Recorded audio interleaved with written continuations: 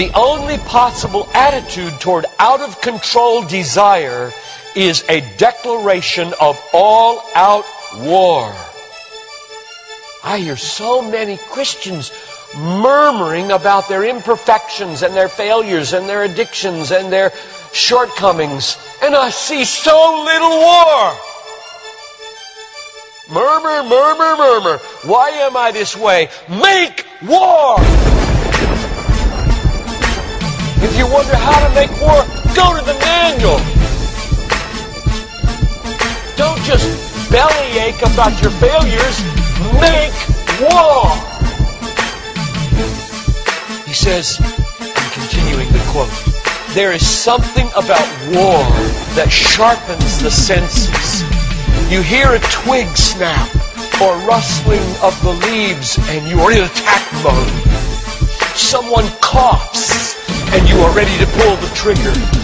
Even after days of little or no sleep, war keeps us vigilant. There is a mean, violent streak to the true Christian life. But now let's very carefully ask, violence against whom? Or what? Not other people. Not other people. Not other people. Not Muslims. Not Hindus. Not Buddhists. Not atheists. Not secularists.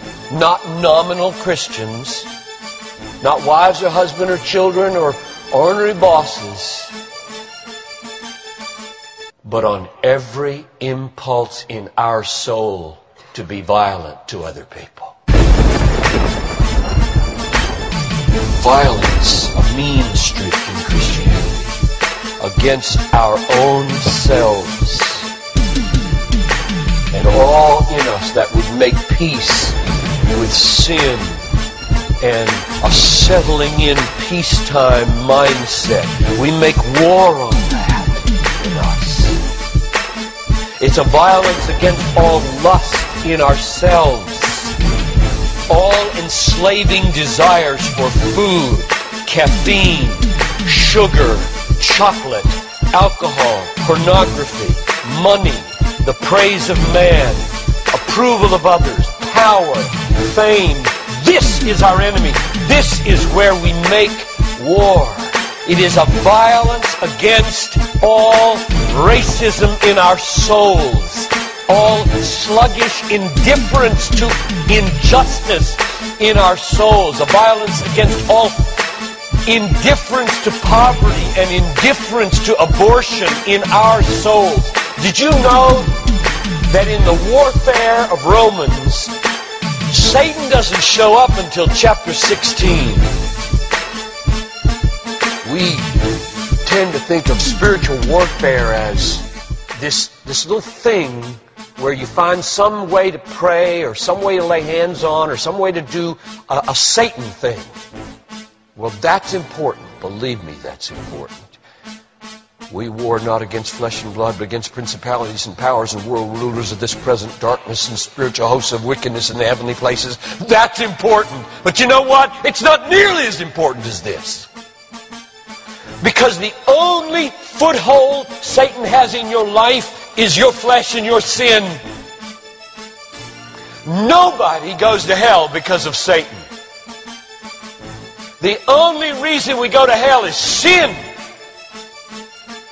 Much more important than fighting Satan is fighting sin. This warfare in verse 13 is vastly more important than figuring Satan out. Get that. My biggest enemy is not Satan. My biggest enemy is John Piper. And he's the only reason I'll go to hell, not Satan. Satan, you don't have nearly that kind of power. And therefore, I really care about us learning how to do this battle. Christianity is not a settle in, live at peace with the world the way it is religion. Like most Christians live their daily lives. Verse 13. If by the Spirit you kill. There's a mean streak in Christianity, and it's not against anybody else but ourselves. In fact, it's against the meanness of ourselves against other people. If you feel like you're a mean person against others, a harsh person, a critical person, you know your problem? You haven't learned to make war. You haven't learned to be mean. You haven't learned to get violent against your violence, against your meanness, against your critical spirit. And you complain of it, talk about it, but have you made war 24/7 against it?